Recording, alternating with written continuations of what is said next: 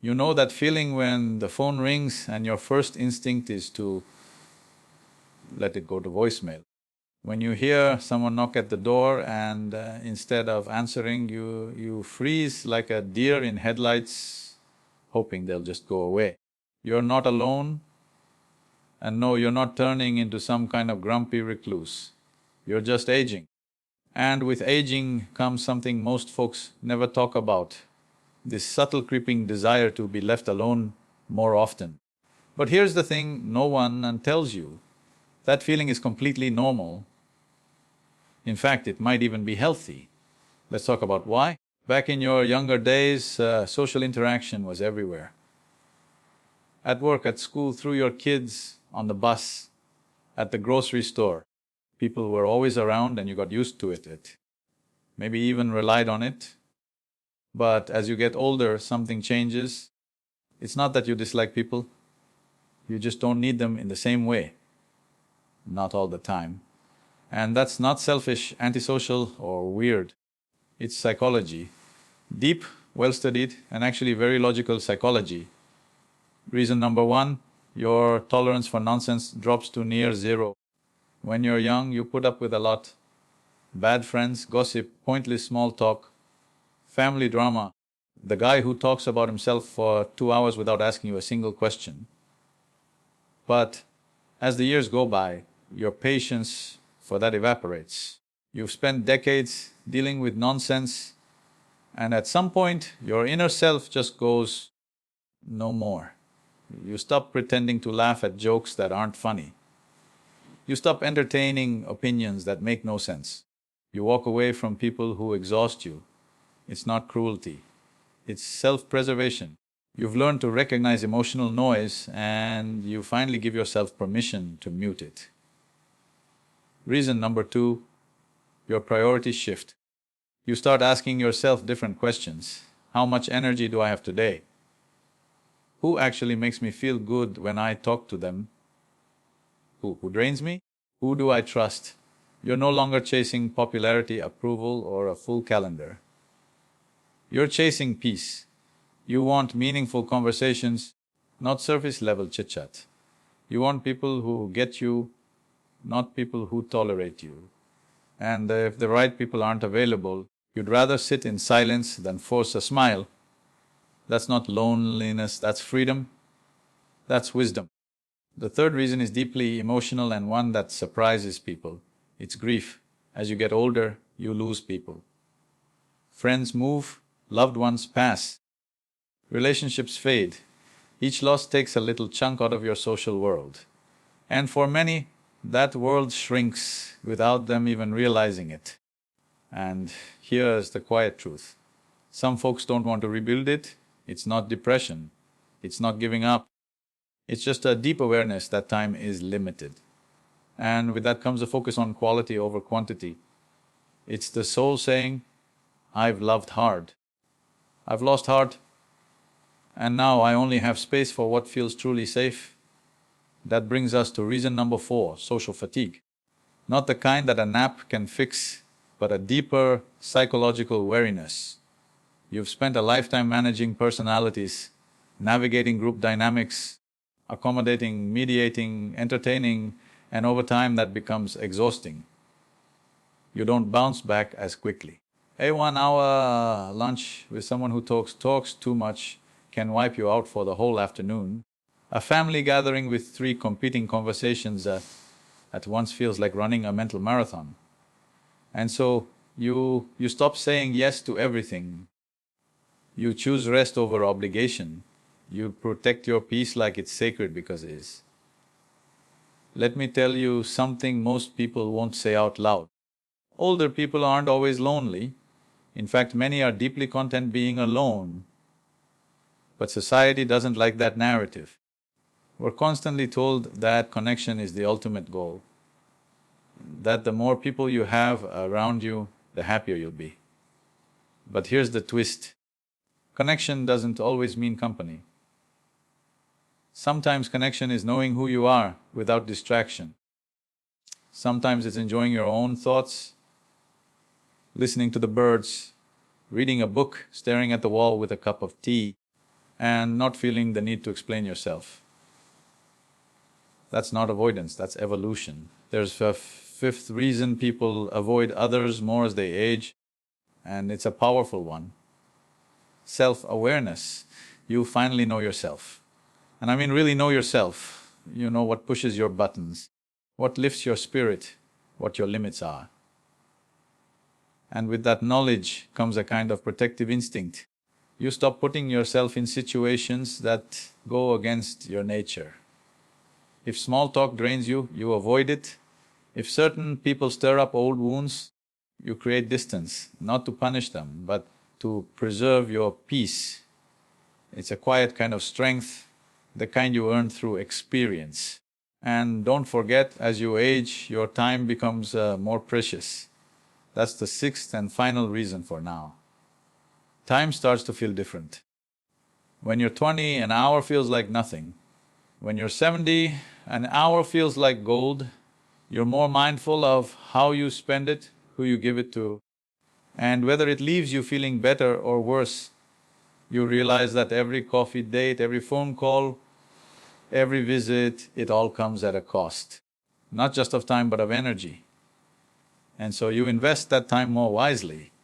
Sometimes that means choosing solitude over company, not because you dislike people, but because you love yourself enough to be selective. Now, here's where things get interesting. People around you might not understand this change. They might say, you're withdrawing, that you're not as fun as you used to be, that you've changed. But here's the truth. They're right, you have changed, and that's the whole point. You're not here to be the life of the party. You're here to live your life on your terms. To feel what you feel, to say no without guilt, to say yes only when it matters. You didn't survive this long just to keep everyone else comfortable. You're not rude, you're real. And the older you get, the more sacred that becomes. Now let's dig even deeper, because this shift in social behavior isn't just about protecting your time or avoiding stress. It's also about clarity. There's a kind of mental sharpness that comes with age. Not in the sense of memory, but in awareness. You start to see through things faster. The fake smiles, the flattery, the one-sided friendships. You don't need a three-month fallout to realize someone's not right for you.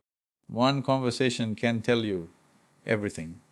And that awareness can be exhausting if you're still trying to play the social game. So instead, you step back, you simplify, you let go of the need to explain yourself. You stop justifying why you left the party early or didn't return that call.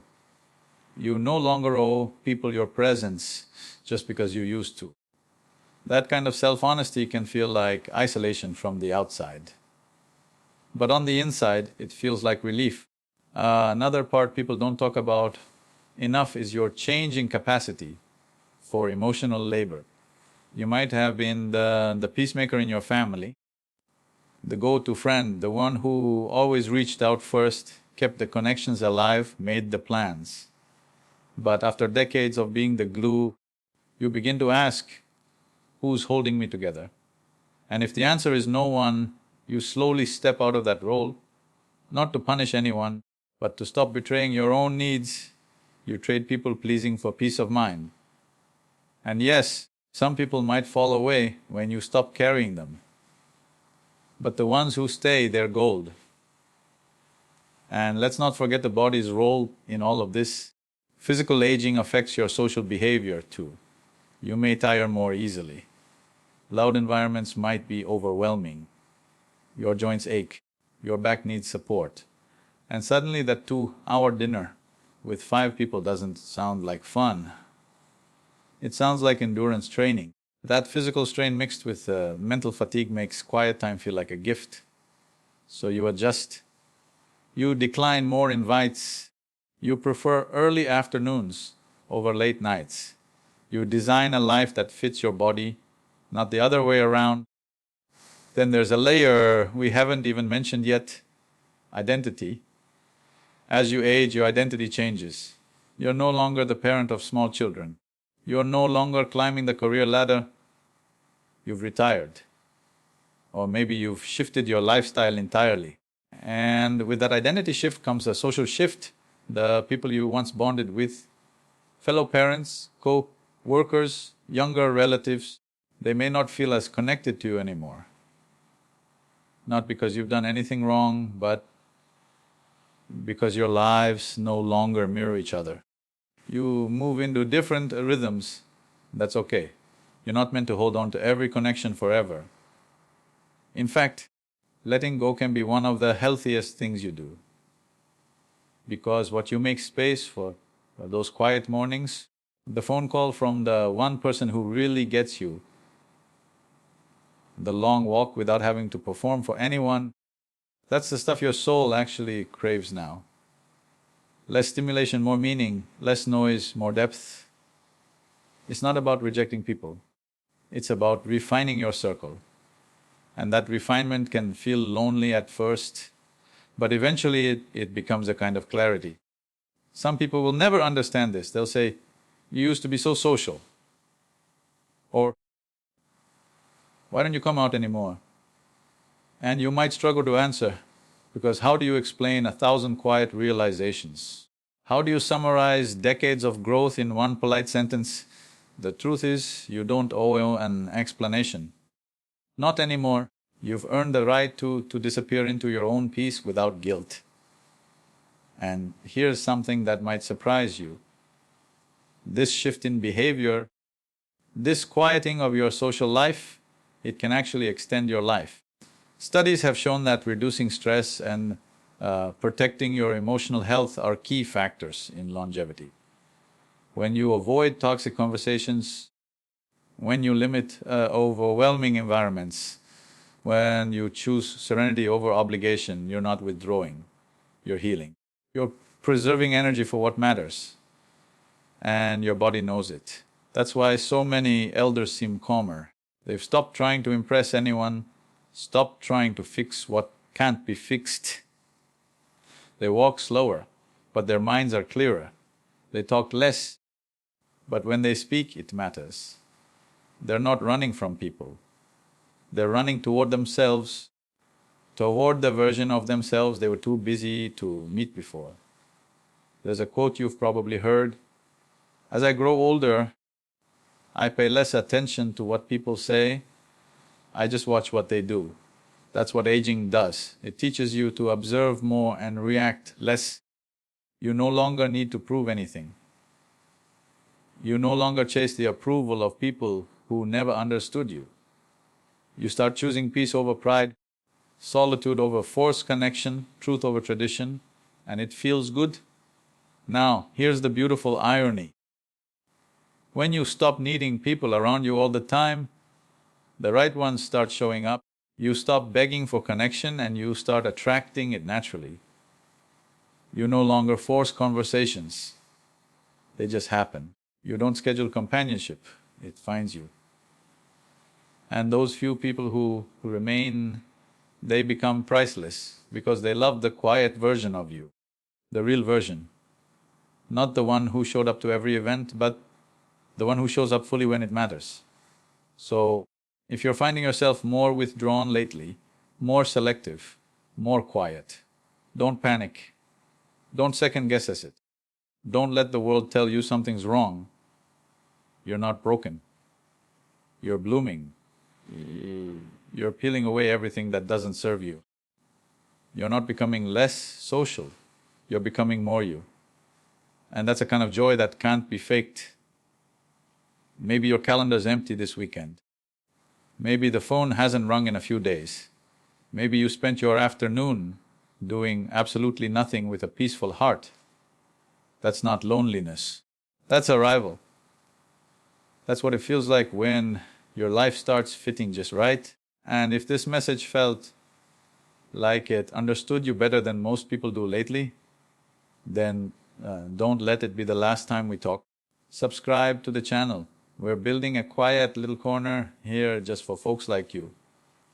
No noise, no pressure, just real talk, soul-deep stories, and the peace you've earned.